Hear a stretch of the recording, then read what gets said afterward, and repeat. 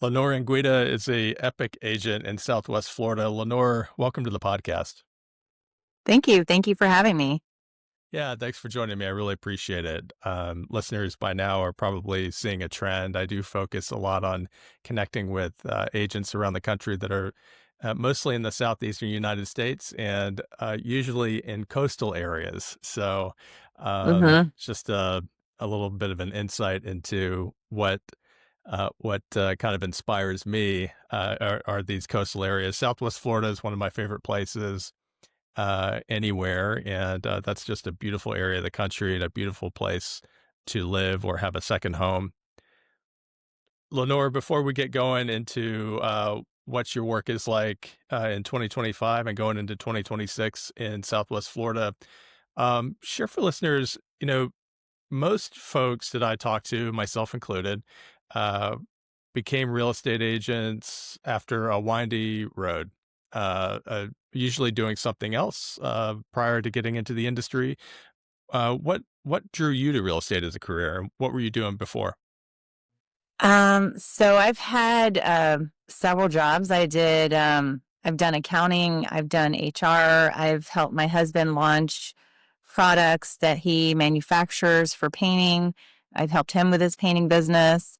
So I've just had a very diverse background. And what got me into real estate was my father-in-law has been a top producer here since he was licensed way back in like early 2000s. And it's something that I always wanted to do even before I met my husband. And I kind of put it on the back burner. And then in 2010, it was the right time to get my license. And so since then, I was kind of part time the first couple of years. My kids were still little. And then probably when my youngest was a little bit older, then it was like full on, everything. All my efforts were going into real estate. Became a full time endeavor. Around how long have you been in it full time? Would you say? I would say since probably 2013 or 14. At that time, I was still helping my husband launch his products. And then, so probably around then, once he got into retailer, then I was able to focus more on real estate.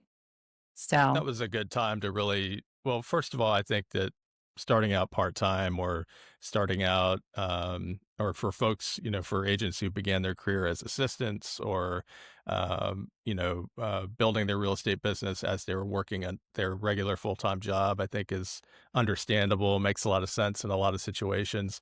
uh-huh. 2015 was a great time to just go all in, Yeah. because, we were really recovering from the financial crisis of 07, 08, 09, and Uh-huh. um, things were starting to pick up. And then, of course, 2020, it became just the Wild West It all over was. the That's what I place. call it, the Wild West. Yeah. Anything went. Very abnormal, very unusual. Um, Yeah.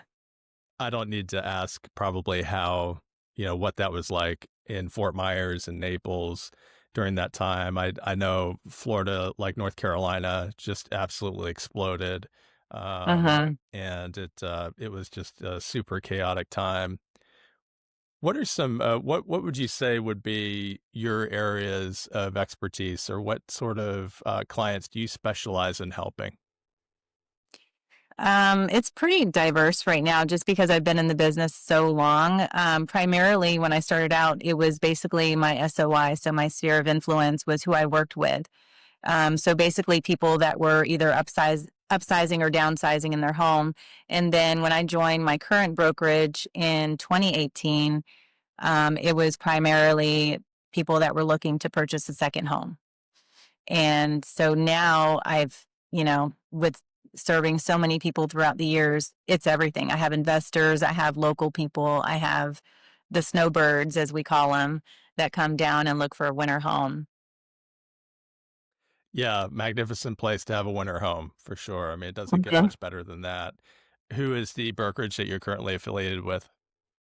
I'm with Equity Realty. We're a very small boutique brokerage.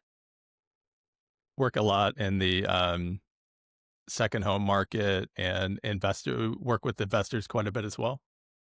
Yes, I do. And How is I'm this? an investor myself. You're an investor as well. Excellent. Yes, my husband and I, we started doing flips recently, so it's fun to be on that side of it also.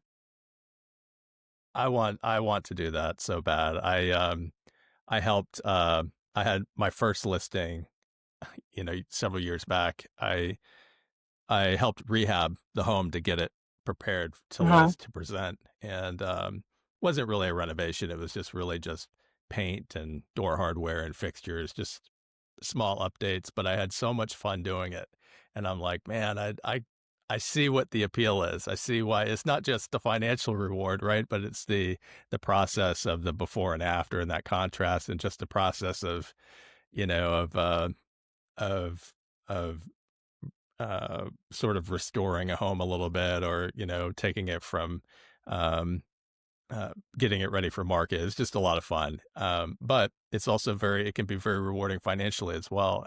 How long have you guys been doing it? So we just started that, was it 2024? I think, yeah, we did two Hmm. flips and then now we're holding on to one and we're transitioning it to something else. But, and my son was able to help us. We have one that's he's a sophomore in college or second year of college. And so he helped us do that on during his break. So it was great because he worked for us. He learned how to install like the flooring, and for him it really opened his eyes, and I think that's kind of where he wants to go as far as his path is doing something in construction. So, That's wonderful. I love that. I yeah. love to hear that. My problem, so that you brought up a good point.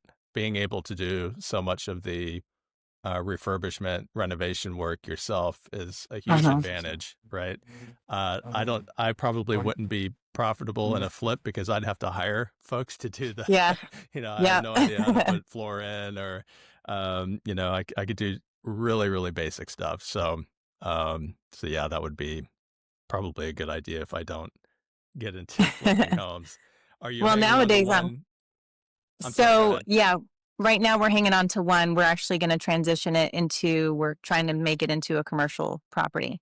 So Hmm. that's been a journey that my husband has been mainly taking care of. Uh-huh. And so that's been a huge learning experience for both of us. But yeah, he took on the project and we'll see how it plays out. Is it in sort of the downtown, or close to the city, No. or is it rural? So have you heard of Lehigh? Lehigh Acres? Uh-huh. Yeah. Yeah. I couldn't So it's find it in on a Lehigh. map, but I've heard of it. Yeah. So it's a little east of Fort Myers. And Hmm. there's been tremendous growth in Lehigh. And I don't think, back when I grew up, because I'm a Florida native, I just remember being in high school and seeing lots for sale for like $2,000, which is crazy. And Hmm. seeing the growth. And because of that growth in the eastern part of Lehigh, there's not a lot of commercial property. So Interesting. those are opportunities for people, for investors. Yeah, is Lehigh kind of, is it a similar growth or uh vibe as like Lakewood Ranch up in the Sarasota area? I haven't been to Lakewood Ranch, but I've heard a lot Okay. about it. And I think Lakewood Ranch, if I'm not mistaken, is a little more of a like a developed or a community type. Master Okay, so planned, Lehigh is, yeah. yeah, Lehigh is it's a town basically. Okay. Yeah, there are Gotcha. small communities within Lehigh, but it's primarily not gated or, subdivided. Is equestrian kind of popular out there? No, it's not. It's No? literally it's kind of I would compare it to Cape Coral, Okay. where Gotcha. you have just lots of residential properties out there. Converting a Sorry, I'm not real familiar with the area, so that's why I was rattling off these questions. Sorry about that. Oh, it's okay. Uh, Renovating a residence to become a commercial property. I have friends here locally that have done that for their businesses, for their own businesses, and opened boutiques and Uh-huh. um, interior design shops and that sort of thing in like downtown Davidson here, just north of Charlotte, and Okay. um, the process of going from residential to commercial there's a lot to it. there's a lot of, as Yes. far as regulations and inspections and meeting specifications, yeah, that Um, could be a project. Yeah, well, I would say even before you get there, it's going through all the required paperwork that you need to get in order to turn it in to even have a hearing. So there's like these preliminary hearings that you meet with, and then you get the big hearing, and then you find out whether you can or can't. So we're still kind of in those preliminary stages. Kind of in the zoning stage? Yes. Mm-hmm. Gotcha. Okay. Yeah, yeah. Yeah, it's, a challenge enough when it's already zoned commercial, but yeah, Yeah. yeah, so you're starting from, like, square one, Oh bringing it yeah. from yeah, interesting. You have to write a little, maybe do a video series or something, a tutorial on what that I think journey's like. so. I couldn't tell you how to do it because my husband's doing most of the work, but I've been support, I guess, for him. Sorry, Sure. that's my dryer going off right now. Oh, that's okay. Yeah, no problem. Yeah, it's either, dogs in the background or, Yeah. uh, notifications going off on phones. I get it. No worries at all. Yeah. So, investor clients, second home market still pretty, Uh-huh. active in Southwest Florida. Fort Myers is a great area. Port Charlotte, Naples obviously is well known. Uh-huh. What are some ways that you're well into your career, 10 more than 10 years into your real estate career now and have a lot of experience. I'm curious to know, selfishly because marketing is my zone of expertise and Uh-huh. I'm always getting advice from agents who have been in the business for a long time and just curious how what is your greatest source of leads for new business and how did you develop that? For new business, that's a good question. So I've tracked all of my sales. I was actually looking at where my business this past year came from, and I would say more than half are previous clients this year. So they were That those makes sense. that, yeah. So a lot of times when people come down, they start out with a condo or a smaller home, and then they realize, oh, I want something bigger. So that happened in several situations. And then my sphere of influence actually would be my next biggest source of business this year. And So going probably into next, 50%, yeah, I would say it's 50% 50-50 like this year. previous and Uh-huh. 50% sphere of influence. Okay. Yeah, that makes Yes. sense.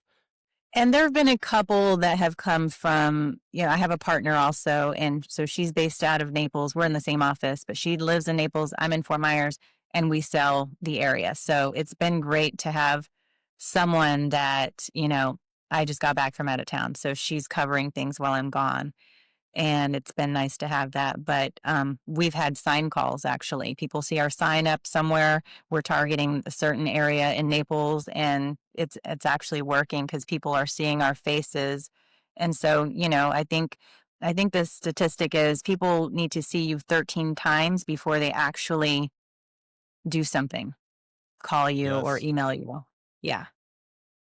Yeah, yeah, and it depends on uh who the expert is and who the author was, but anywhere from 7 to 22, right? Yeah. I think the moral of the story is takes multiple touch points and multiple uh you need to be seen and recognized multiple times before they'll pick up the Uh-huh. phone and contact you. Yeah, I love that most of your business, if not all of your business, are previous clients or your sphere of influence. I think that is kind of it's worth underscoring how important it is to nurture both of those Uh-huh. to stay in touch with. And so marketing to previous clients is a form of marketing for sure, Uh-huh. and then of course staying top of mind for your sphere of influence as well. What are some ways that you nurture your your list, your sphere of influence, and your previous clients as well? So for the my SOI, I think just being present on social media, and it's not necessarily through my business page. I would say most of my clients are my Facebook friends or they follow me. So they'll see I don't share everything real estate. I don't post when I just sell something. I feel like that type of marketing is of yesterday. I mean, there will be times when I do post that because I think at the end of the day it does build confidence in people. They know that you're selling, but you see some agents that it's just listed, just sold. People don't want to see that. It's boring actually. So I think about what I would want to see in, if I was on the other side and I want to see that they're a real person. I want to see their family and what they're doing and, celebrate with them those wins in life. And then sometimes you have the lows that we share also. So I think just being myself on social media and not overly trying too hard to push the real estate. I think that's what works for me.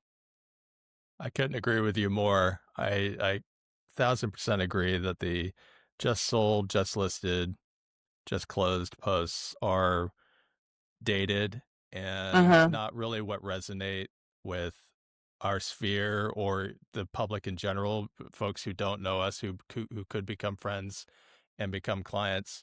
I think that uh, the word that was coming to mind when you were speaking there about how you present yourself in social media was authenticity. Uh-huh. And I feel like authenticity is so important. Telling stories, sharing stories, whether it's a story about your day or about your week, about a certain home that you have listed or a buyer's experience, and then also posting content or sharing content that brings value to those who follow Yes. you, Uh-huh. educational, um, or just things that help other people, without being transactional, without really Yes. of any Excuse expectation me. of anything in return. Excuse me 1 second. I need to Sure. let my dog out. She's Oh, sure. whining. Yeah, yeah, no problem. Go, come here. Go. Go to Papa.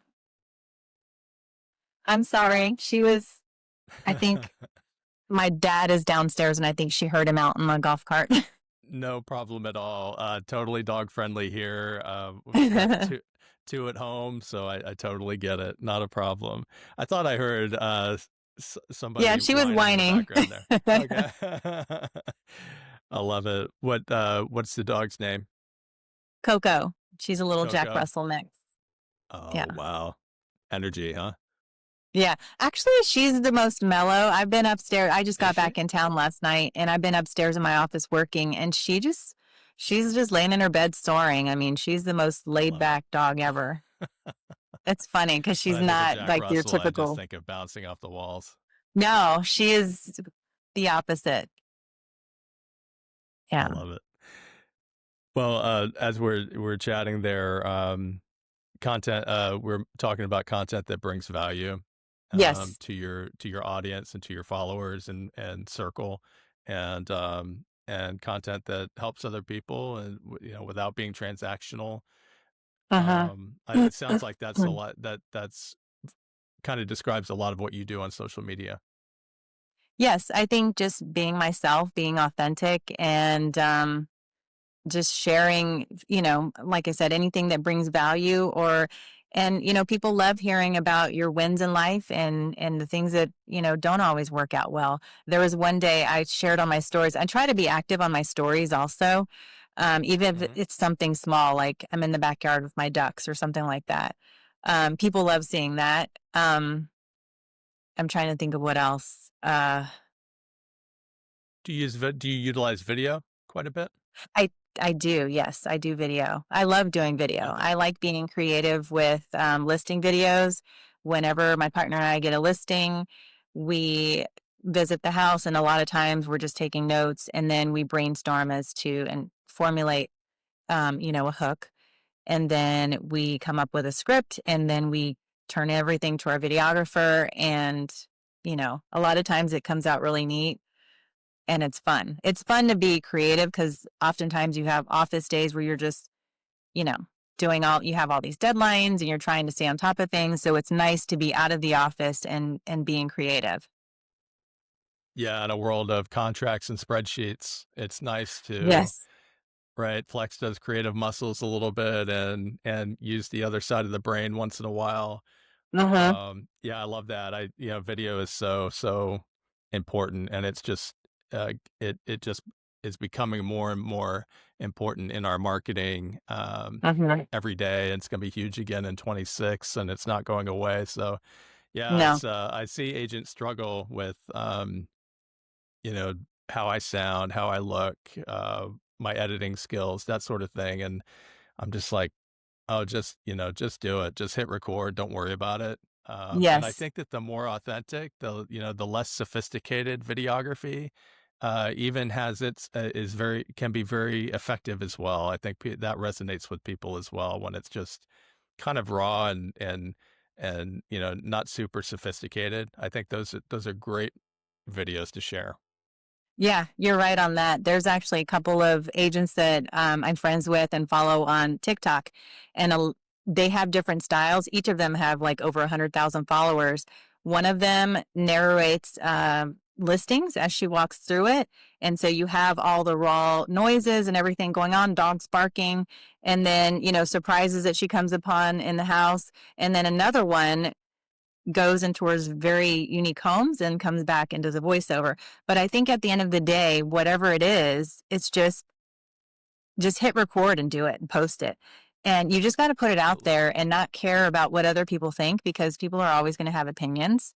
And Sure. I did a I'll case in point. I did a video of a new Publix that opened up. And us Floridians, we love our Publixes. So my husband, I told him I was going to go do the video. He's like, "Oh, he's like my Instagram husband." Yeah, I mean, like the Instagram boyfriend, I should say. And Uh, he's like, "Honey, I'll record you." So then I take his footage and my footage, and then I literally piece together this quick little video on the new Publix. I didn't want to get people's faces in it, so it was kind of short. And I have over 40,000 views on TikTok. And it was something wow. that literally I did at the last minute. I didn't want to do it, and I'm glad I did. So then I did a follow-up video, and because everyone I think corrected me on, I said, I guess it's the poke bowls. I call them poke. It's poke. Uh, I didn't know that. mhm. I don't eat it. So, but it's funny. It's you know what? Okay, keep commenting and correcting me, because that's just more for my algorithm. It helps me. So, Absolutely. Yeah, I do the same thing with my YouTube channel here locally and the Epic Agents podcast YouTube as well. I'll get, especially locally, when I'm doing walkthrough tours of listings or showing some areas around like Norman and Charlotte. I'll get folks that'll comment like, "Hey, that particular music was annoying," or they'll say, "Hey, you didn't show the garage. Show the garage," and I'm usually, if I don't show the garage, it's because it's just a garage. It's not, right. it's just, Yeah. there's not anything special to show. It's a 2 or 3 or 4 car garage. There's nothing special in there. But anyway, everybody's got an opinion, and you're going to get Yep. feedback. It's not always going to be positive, but the, those who want to rain on your parade are never going to be your client anyway. And you wouldn't want to work with them Exactly. anyway. So, I Yeah. always say, don't worry about that. Just hit record and then hit publish, and you'll be fine. And then Yeah. I've learned through my own podcast and video and marketing journey that I go back to podcast recordings that I recorded back in 2019 and 2020, and I kind of cringe a little bit because I was so serious and worried about Hmm. every little word I was saying, and I tried to sound so professional. And you just get better and better over time, Yeah. and I still have a lot of improving to do, but you do. You just get better and better, and you worry a lot less about it as you Yeah. practice more. Have you ever read The Outliers? Malcolm Gladwell? I think that's it. I don't even know. I have it on it's an audiobook. Yeah. But if you Hmm. haven't, it's a good read. And it kind of talks about that principle of how when you do anything, you're going to suck. And you have to, I think he found the formula of it's 10,000 hours. And Yes. Yeah, it was that's right. case studies over case study about all these different people and soccer players. And it was like, in the beginning of you doing anything, you're going to suck. You just got to stick it out. And eventually, those that stick it out are the ones that come out on top in the end. Malcolm Gladwell was the author. That is such an amazing book. I'm an audiobook guy myself, and Uh huh. I like I think usually we're always on the go, so it's podcasts or audiobooks if it's not music or just silence. And Uh, but that book I listened to that one a couple of times, probably 5 or 6 years ago. Yeah, absolutely. It's an amazing book, and he's brilliant. He's written some other things that I've read or listened to as well. So I definitely recommend anyone listening, if you're not familiar with Outliers, to check it out. It's very insightful. Yeah, Yeah. but I think but that's one of yeah. those books that you could pick up once a year and you could literally learn something new from it every time. Yeah, absolutely. There's a few that I can think of that are kind of like that, and that's definitely one of them. Yeah, for sure. Well, on the topic of books, do you consume a lot of audiobooks? So it's funny you said that sometimes you listen to podcasts or it's just silence in the car. And depending on, I guess it just depends. I go through cycles. I did Mhm. 75 hard back in May, and Oh you yeah. have to read 10 pages of nonfiction every day. I think I read about 5 or 6 books. Wow. And then after that, I got into the habit of going on walks. So then I was listening to my audiobooks. And then, so it's, yeah, I do read, whether it's listening to them or reading them in person, physically. Mhm. And then sometimes it's just silence, honestly, because my brain, there's just so much going on that I'm in the car and I don't even realize. I'm like, oh, I didn't have the music on or anything. I I tell think so that's my not wife. uncommon for I think that's not uncommon for agents though, because I was at a conference in the spring. It was actually a real estate video conference. And it was funny. One of the agents, she's a top producer, and she's like, do you guys listen to music in the car? And we're like, not really. No. I think it's just because our lives can be so chaotic as agents when you have so many things going on and you're thinking of your next thing you have to do. Yeah, for sure. So that's funny you brought that up. I've in recent years, I've really I do a lot of driving without the radio on, without listening to Uh-huh. music. And usually, if I am listening to something, it's a YouTube video or a podcast or an audiobook. I will occasionally turn on music, but my wife, she laughs. I think it's not just a realtor thing. I think it's an entrepreneur thing. I think Mm, it's kind of, I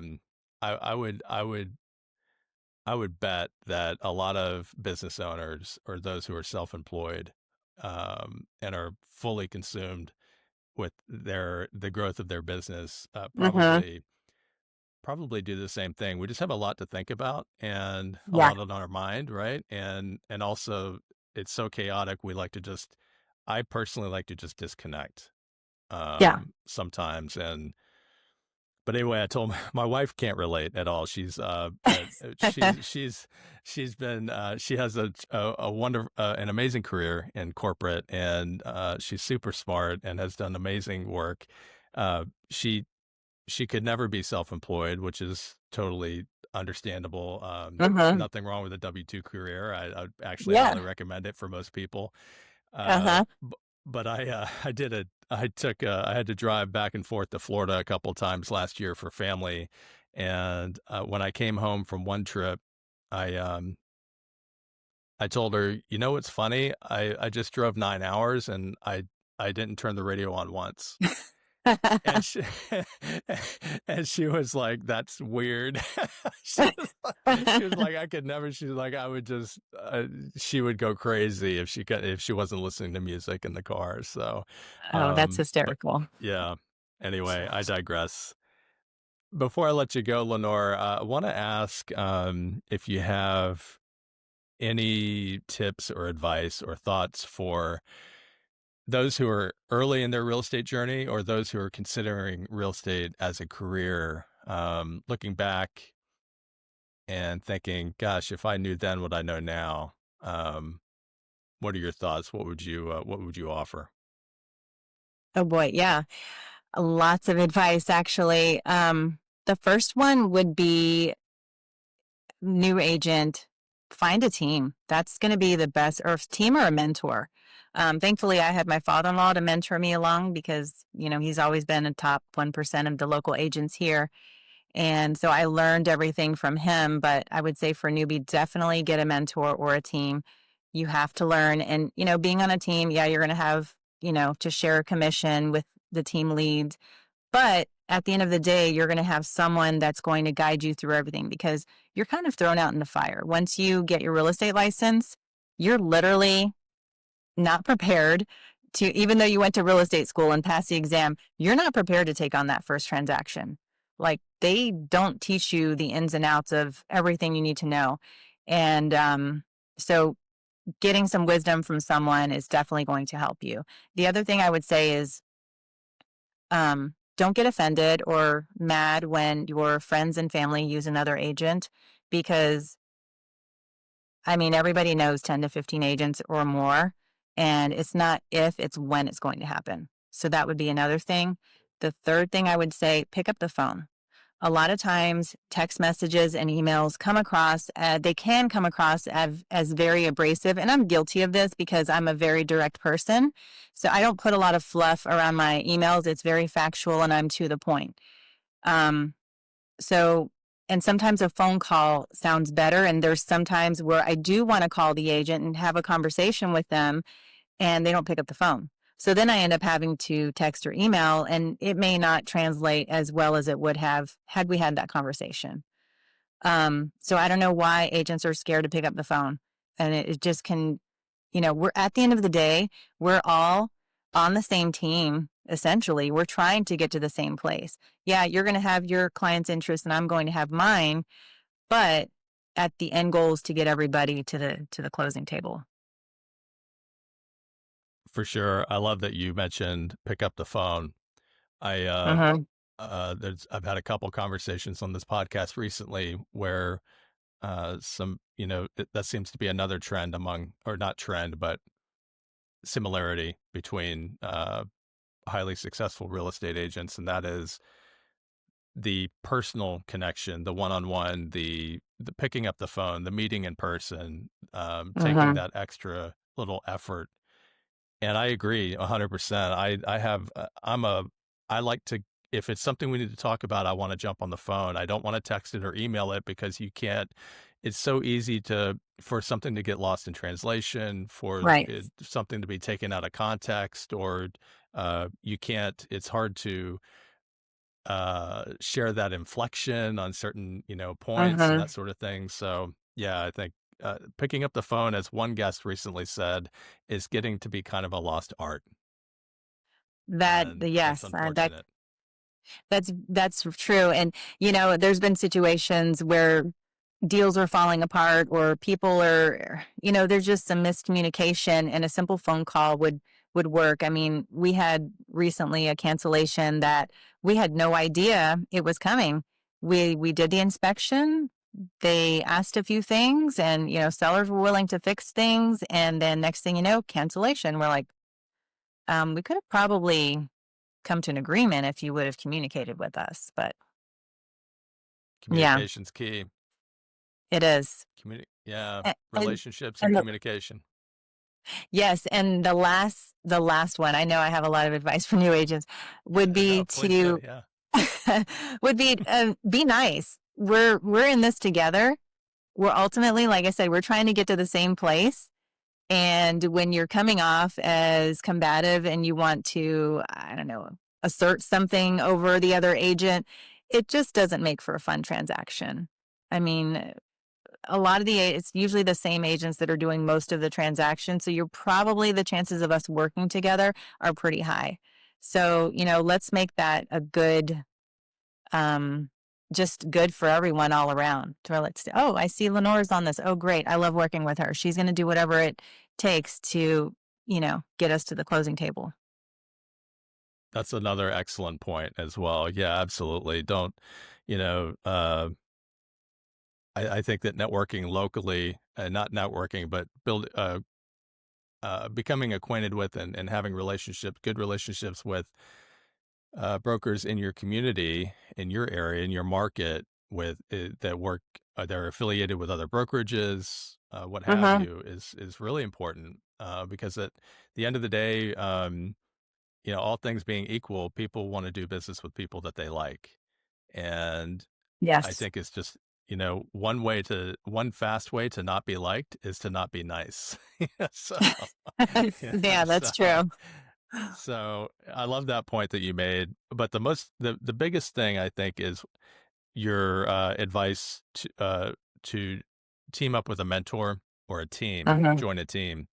I couldn't agree more. Absolutely. Especially, in the early part of your career, just it's going to pay dividends down the road. It'll lead to just a much more successful growth for your business if you just kind of swallow your pride a little bit early in your career. Take that 25%. 25% is better than of something is better than 100% of nothing, right? So Right. um, be helpful, and just be a sponge, and you'll be better off for it down the road. Some of the most successful agents I've had on this podcast started their careers as assistants or Hmm. shadowing a mentor, or just going to the top agent in their office and saying, "What can I do to help you?"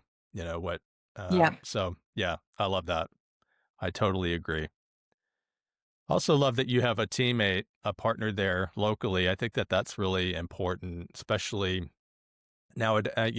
Real estate can be kind of a 24/7 job, Hmm. business. And it's kind of hard to help someone if you're out of town a lot of times. So being able to have a teammate, a partner in the business, I think is really valuable. I've been seeing that trend more and more here locally. A lot of great agents coming together.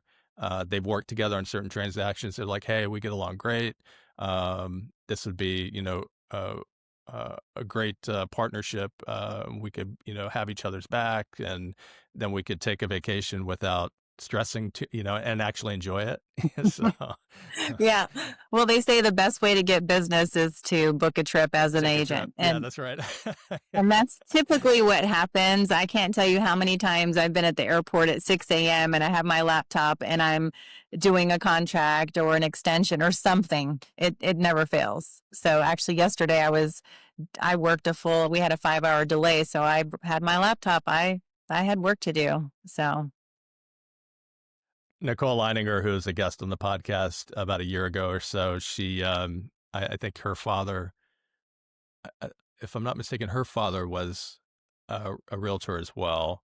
And she said she had a story about her largest transaction ever was a phone call she got while she was on a weekend trip to the beach with her family. And she said, "Yeah, Jeff, if you want the phone to ring, just take." She goes, "I plan about 6 trips a year." She's like, that's "'Cause smart. I know, Murphy's law. That's when the phone's gonna ring." And I think it was her dad that gave her that advice. It was like, "Yeah, plan 6 trips a year. Every two that months, go on a that's trip." That is good advice, and I'm kind of bad about booking vacation. Well, the last year with my kids, the last couple years, it's been college visits has been all of our trips. Those can add up. So we visited all kinds of schools this year, and it never fails. Every time the phone Hmm. rings, and so Yep, thankfully my partner's back here to take care of everything. definitely. Lenore, this has been great. I'm so glad that we connected. I hope you had fun on this podcast. Yeah, I did. Thank you for having me. Of course, absolutely. And for anyone who might be looking for a referral partner there in the Fort Myers, Naples area, what's the best way to connect with you and learn more? My Instagram handle list with Lenore. And I also have a website, heritagehometeamfl.com. I'll have the links, of course, in the description for this episode, and we'll tag you certainly on Instagram when I release the episode as well. And again, Lenore, really, really appreciate you taking time out of your busy schedule to join the podcast. This has been great. Thank you. Okay. Thank you. Thanks for having me.